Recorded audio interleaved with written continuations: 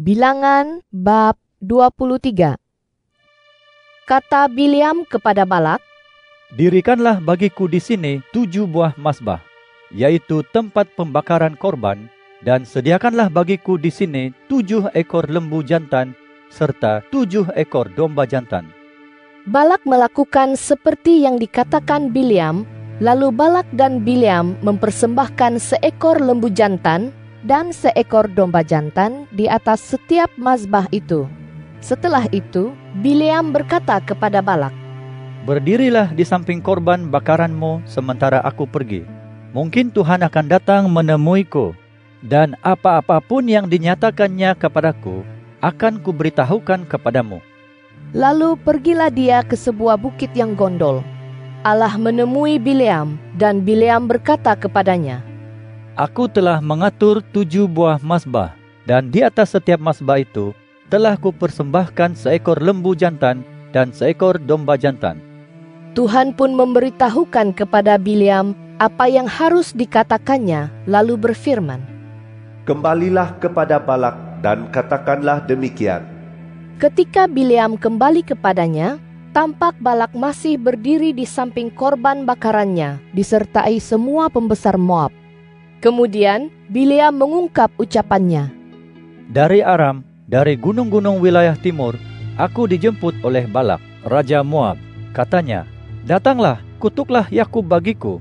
Datanglah, kecamlah Israel.' Bagaimana mungkin aku mengutuk yang tidak dikutuk Allah? Bagaimana mungkin aku mengecam yang tidak dikecam Tuhan? Dari puncak gunung batu, aku melihat mereka. Dari atas bukit, aku memandang mereka. Lihat, suatu bangsa yang diam tersendiri dan tidak mahu diperhitungkan antara kalangan bangsa. Siapa dapat memperhitungkan debu Yakub atau membilang 1/4 bahagian daripada orang Israel? Biarlah aku mati seperti matinya orang jujur, dan biarlah kesudahan aku seperti kesudahan mereka." Maka kata Balak kepada Bileam, "Apakah yang kau lakukan terhadapku? Aku menjemput kamu supaya kamu mengutuk musuhku, tetapi kamu malah mengucapkan berkat ke atas mereka." Jawabnya, "Bukankah aku harus berhati-hati supaya aku mengatakan apa yang diberitahukan Tuhan kepadaku?" Kemudian kata Balak kepadanya, "Mari pergi bersama-samaku ke tempat lain. Dari sana, kamu dapat melihat mereka. Kamu akan melihat sebahagian sahaja daripada mereka, tidak semuanya. Kutuklah mereka untukku dari sana." Dibawanya Bileam ke padang Zofim, ke puncak gunung Pisga. Di situ dia mendirikan 7 buah mazbah, dan di atas setiap mazbah itu dipersembahkannya seekor lembu jantan dan seekor domba jantan. Bileam pun berkata kepada Balak, "Berdirilah di sini, di samping korban bakaranmu, sementara aku bertemu dengan Tuhan di sana." Lalu Tuhan menemui Bileam, memberitahukan kepadanya apa yang harus dikatakannya, dan berfirman, "Kembalilah kepada Balak dan katakanlah demikian." Ketika dia sampai kepada Balak, tampak Balak masih berdiri di samping korban bakarannya, disertai orang besar Moab. Balak bertanya kepadanya, "Apakah yang difirmankan Tuhan?" Bileam pun berwacana, katanya, "Marilah, hai Balak, dengarlah, perhatikanlah aku, hai anak Zippor. Allah bukanlah manusia sehingga dia berbohong, bukan anak manusia sehingga dia menyesal dan berubah pikiran. Jika dia berfirman, masakan dia tidak melakukannya? Jika dia berbicara, tidak akankah dia laksanakannya? Sesungguhnya, aku menerima perintah untuk mengucapkan berkat. Jika dia memberkati, aku tidak dapat mengubahnya. Tidak dilihatnya kejahatan pada Yakub, kezaliman pun tidak nampak pada Israel. Tuhan, Allah mereka, menyertai mereka, dan sorak seorang raja ada dalam kalangan mereka. Allah yang membawa orang itu keluar dari Mesir, dan dialah seperti tanduk lembu liar bagi mereka. Sesungguhnya tidak ada mantera yang ampuh terhadap Yakub, tidak ada tenungan yang menawan Israel. Pada waktunya akan dikatakan tentang Yakub dan tentang Israel, lihat apa yang dikerjakan Allah. Lihat, bangsa itu bangkit seperti singa betina dan berdiri tegak seperti singa jantan. Mereka tidak akan berbaring sebelum memakan mangsanya, dan meminum darah daripada yang dibunuhnya. Maka kata Balak kepada Bileam, Jika kamu sekali-kali tidak mahu mengutuk mereka, janganlah sekali-kali kau ucapkan berkat ke atas mereka.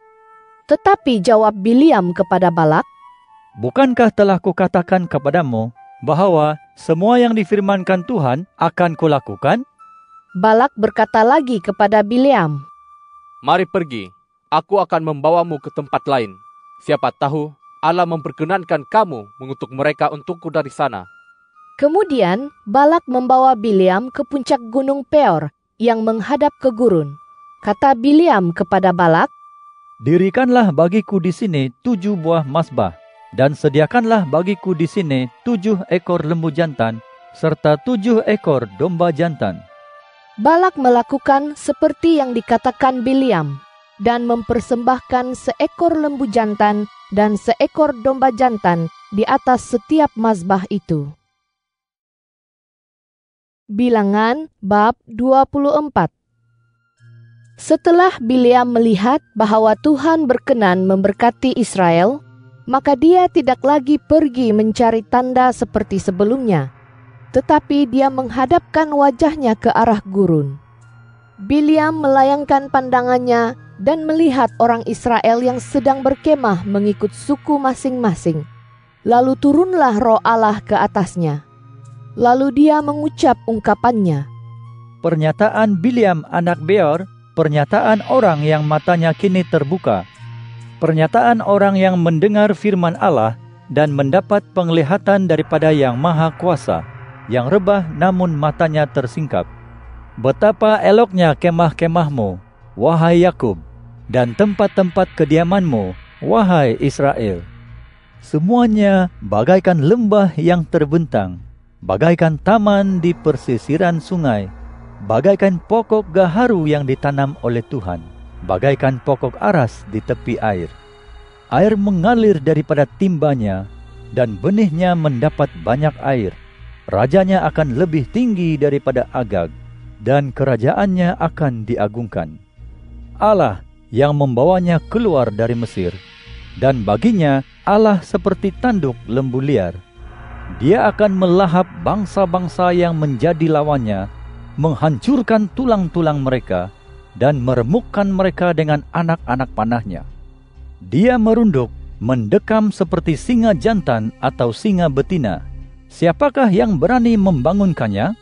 Diberkatilah orang yang mengucapkan berkat atasmu, dan terkutuklah orang yang mengutuk kamu.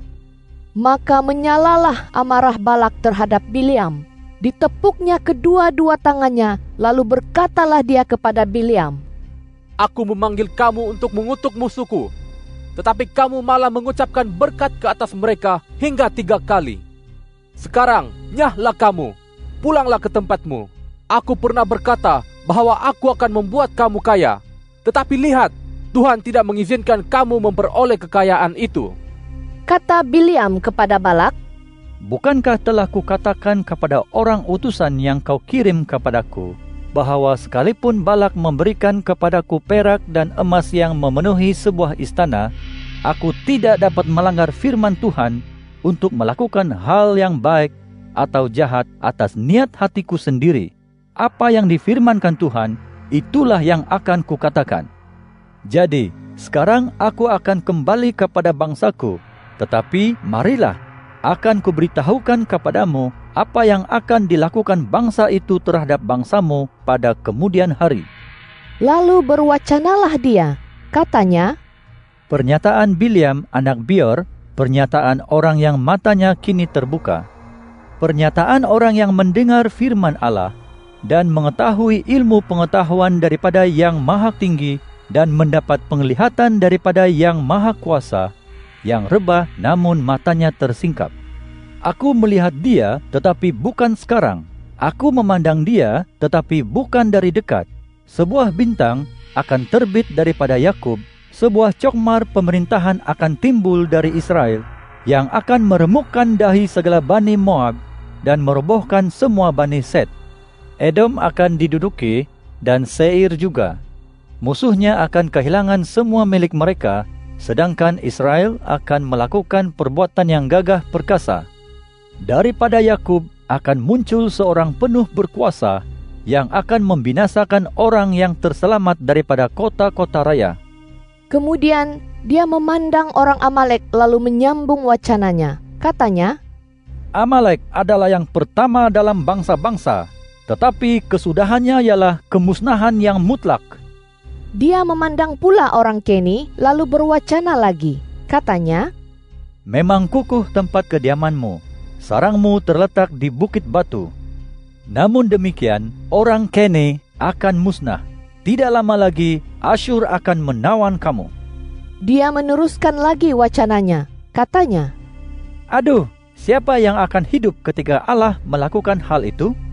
Namun demikian, akan datang kapal-kapal dari pesisir Siprus menindas Asyur serta Eber. Lalu dia juga kelak menerima kebinasaan yang mutlak.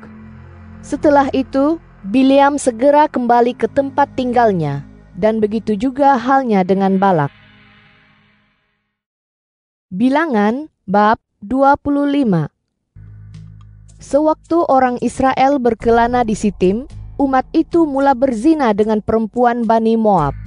Para perempuan itu memujuk orang Israel untuk mengikuti upacara korban sembelihan bagi Tuhan mereka.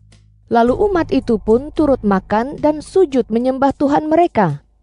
Dengan demikian, orang Israel turut beribadat kepada Baal di Peor itu, sehingga menyala-nyalalah kemurkaan Tuhan terhadap orang Israel. Firman Tuhan kepada Musa, Tangkaplah semua ketua suku bangsa itu, dan gantunglah mereka di bawah cahaya matahari di hadapan Tuhan, supaya teralihlah kemurkaan Tuhan yang sedang menyala-nyala terhadap Israel itu.